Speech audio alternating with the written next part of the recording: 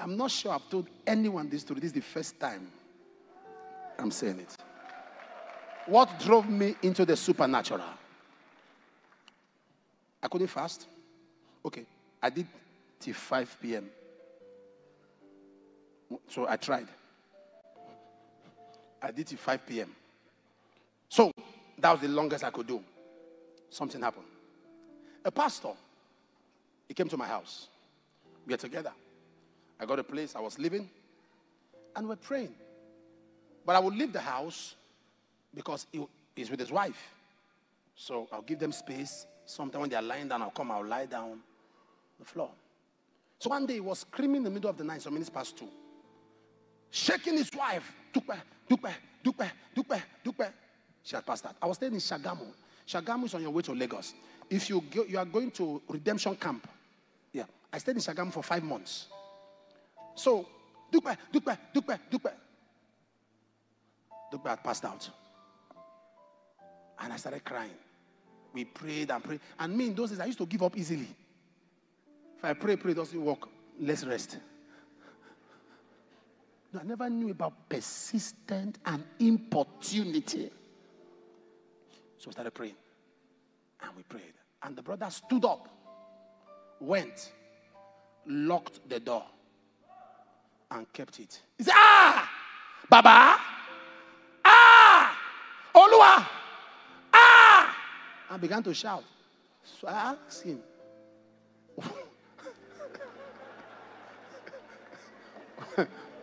why? I understand, Baba. I understand. Olua, why you locked up? Why you? No, I understand, Baba. I understand. If you know, I know a lot of Yoruba songs and all that. I was gravitating towards the West because I was in Shagamu. So I understand, Baba. So why you was praying? I tap him. He said, nobody's going out, until Dupe comes back.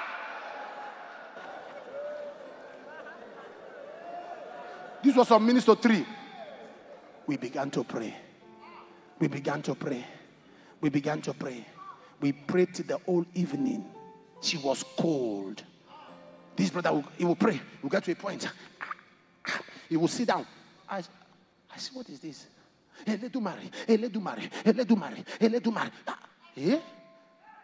Open door. It was getting to 1 midnight. 2. A whole day we were there. Second day we were there.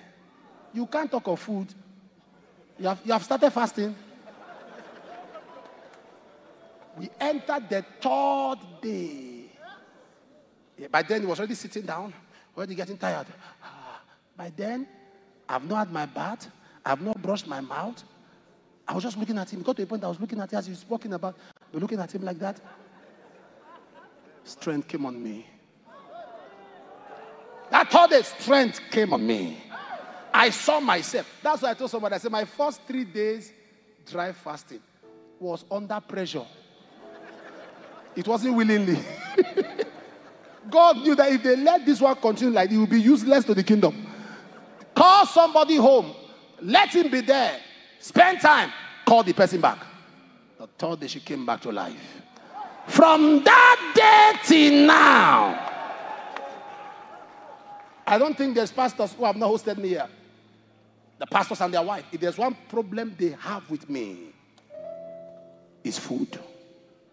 How can you give Papa food? The way you brought it is the way you carry it. It lost appetite.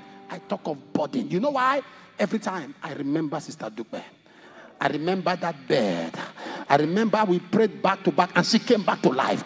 Something begins to tell me if I can press on, if I can spend some time, it doesn't matter what dies. It doesn't matter what the enemy has done. It doesn't matter what the enemy has taken. I don't care the cancer. I don't care the name of that disease. If somebody died and a man said, I am not coming out, took the key, locked the door, kept it until my wife come, and he came out with his wife alive and well. The lady said she was going through a tunnel, and she had got far. She was talking with a man, and the man said, look behind, and she saw both of us, and we grabbed her and pulled her, and she opened her eyes. Listen to me, there is no mountain that burdens cannot shift.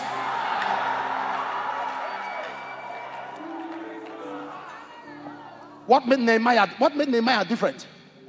Nehemiah had the same information others had. The walls are broken down.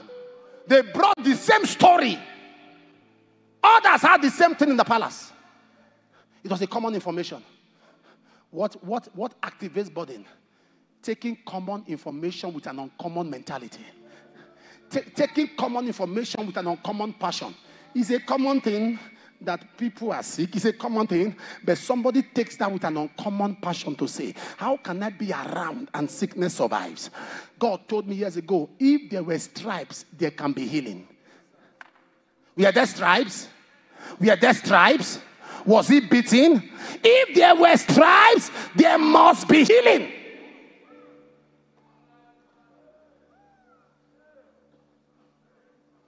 When I walk to pray for the sick, whether paralyzed, on the coffin, on the casket, I remember Shagamu. I go there with a possibilitarian mentality.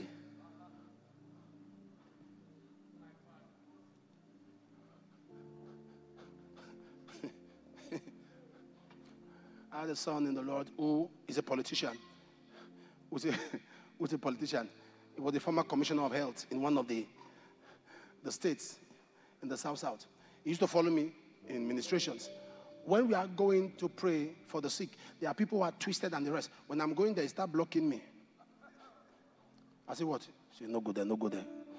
So he said, there's camera on you. Pray for these ones. I push him on the side. I said, this is the one I want to pray for. I am not the healer, makes it easy. I'm not the healer, it makes it easy. I'm not the healer, makes it easy. Apostle! What if I go into that mortuary and pray and they don't rise? And I say, sir, what if you pray and they rise?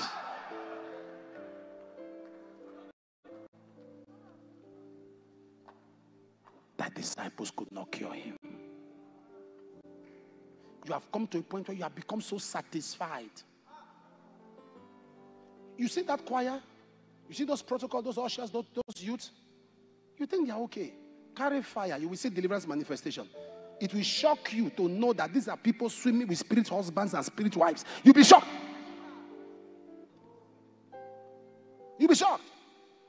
Power has hit this church. I've had some ordained ministers come to me with charm. I say, hey! Where?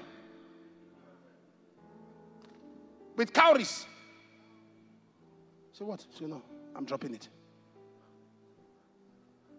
When people get to a point where they become comfortable in wickedness, even in the seat of authority, it's because they have not seen the power that prick them.